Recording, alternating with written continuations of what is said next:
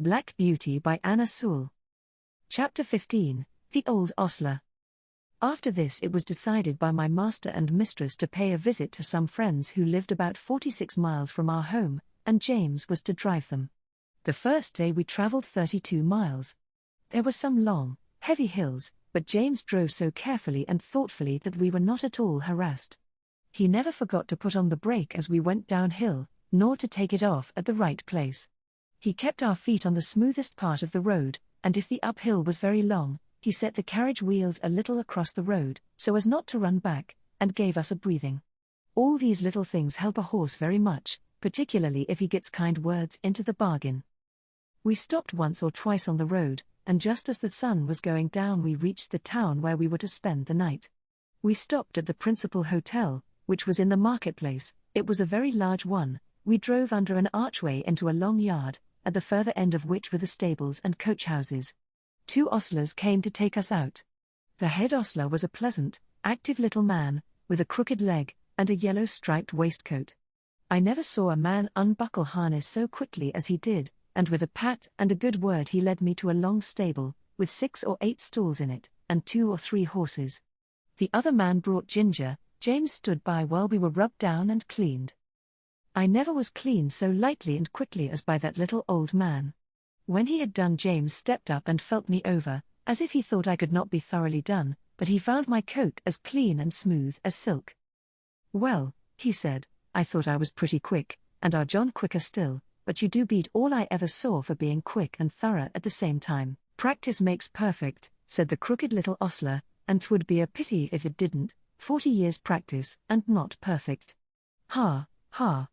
That would be a pity, and as to being quick, why, bless you, that is only a matter of habit. If you get into the habit of being quick it is just as easy as being slow, easier, I should say. In fact it don't agree with my health to be hulking about over a job twice as long as it need take. Bless you. I couldn't whistle if I crawled over my work as some folks do.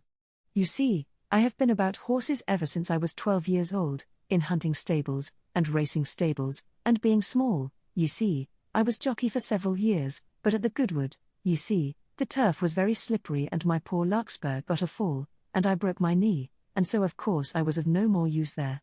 But I could not live without horses, of course I couldn't, so I took to the hotels. And I can tell ye it is a downright pleasure to handle an animal like this, well-bred, well-mannered, well cared for, bless ye. I can tell how a horse is treated. Give me the handling of a horse for 20 minutes, and I'll tell you what sort of a groom he has had. Look at this one, pleasant, quiet, turns about just as you want him, holds up his feet to be cleaned out, or anything else you please to wish. Then you'll find another fidgety, fretty, won't move the right way, or starts across the stall, tosses up his head as soon as you come near him, lays his ears, and seems afraid of you, or else squares about at you with his heels. Poor things. I know what sort of treatment they have had. If they are timid it makes them start or shy. If they are high-mettled it makes them vicious or dangerous. Their tempers are mostly made when they are young. Bless you. They are like children, train 'em up in the way they should go, as the good book says, and when they are old they will not depart from it, if they have a chance. "I like to hear you talk," said James. "That's the way we lay it down at home, at our master's." "Who is your master, young man? If it be a proper question. I should judge he is a good one, from what I see." "He is Squire Gordon, of Birtwick Park, the other side the Beacon Hills," said James.